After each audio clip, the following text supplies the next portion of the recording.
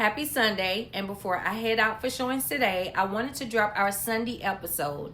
Today we're still speaking to sellers and we're breaking down how pricing your home really works and why getting it wrong can cost you way more than what you think. And we don't want that to happen. Welcome back, everyone. This is Maggie Cooper, your South Carolina real estate advocate with the brokerage LPT Realty. This is episode 7, and today we're talking about something that can make or break your home sale, and that is pricing. Pricing a home is not a guess. It's not a feeling, and it's definitely not based on what Zillow says. Pricing is a strategy. I'm going to say it again. Pricing is a strategy, not just a number. One of the biggest mistakes sellers make is treating price like a single number instead of a strategy. Let's understand that price determines who sees your home, who schedules showings, who makes an offer, how strong those offers are, and how smoothly a deal can close. So when we price a home, we're just not picking a number, we're positioning it for the market. There are 3 pricing zones. I like to explain pricing using these 3 zones because it helps you as a seller understand what's realistic and what's not. The first zone is a fantasy price. This is where a seller prices based on emotions, what they hope to get, what they need to walk away with, what a neighbor listed for, or what an online estimate suggests. The problem with this zone is not supported by buyer behavior or market data. Let's move to zoning number 2, and that is the market value price.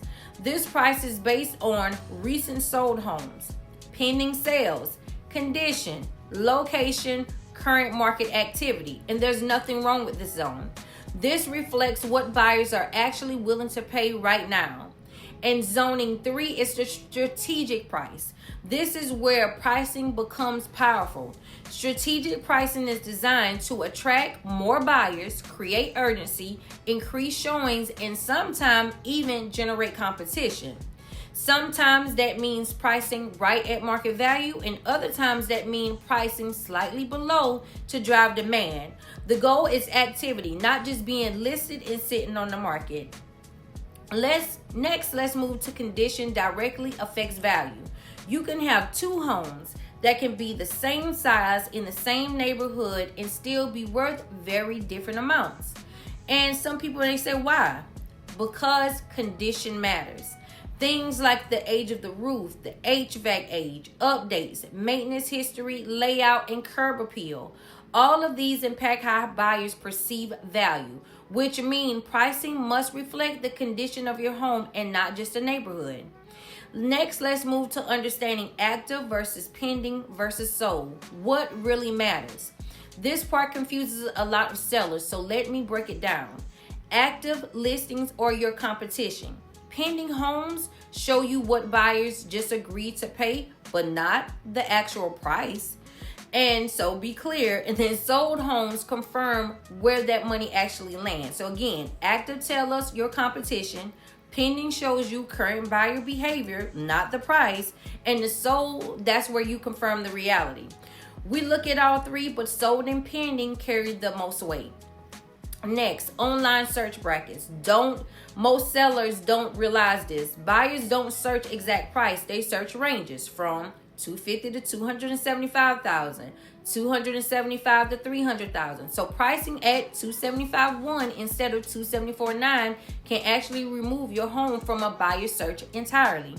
That small difference can mean fewer eyes on your home and fewer showings. And again, we don't want that to happen.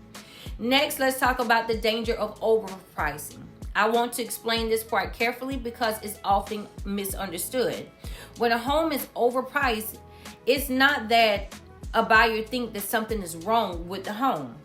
Here's what actually happens. 1, fewer showings because of comparison. Buyers shop by comparison. If they can get more space, better conditions, or a newer systems for the same price, guess what? They're going to move on. So an overpriced home simply doesn't make sense compared to other options they have already seen. Secondly, the strongest buyers skip it. The most qualified buyers are watching new listings closely.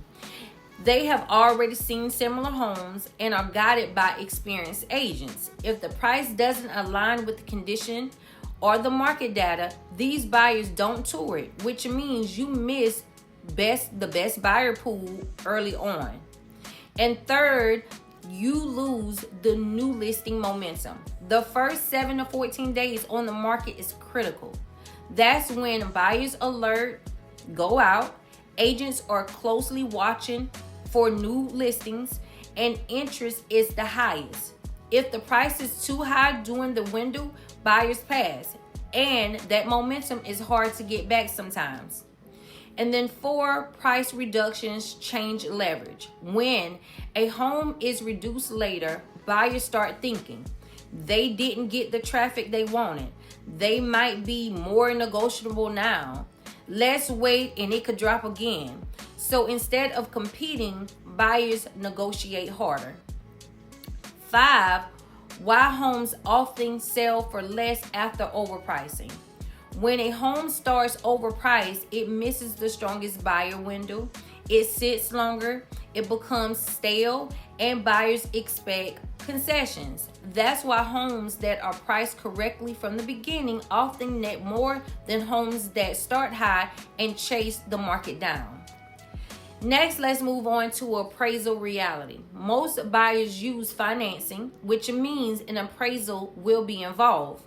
Appraisals look backward at past sales. Most support value with data.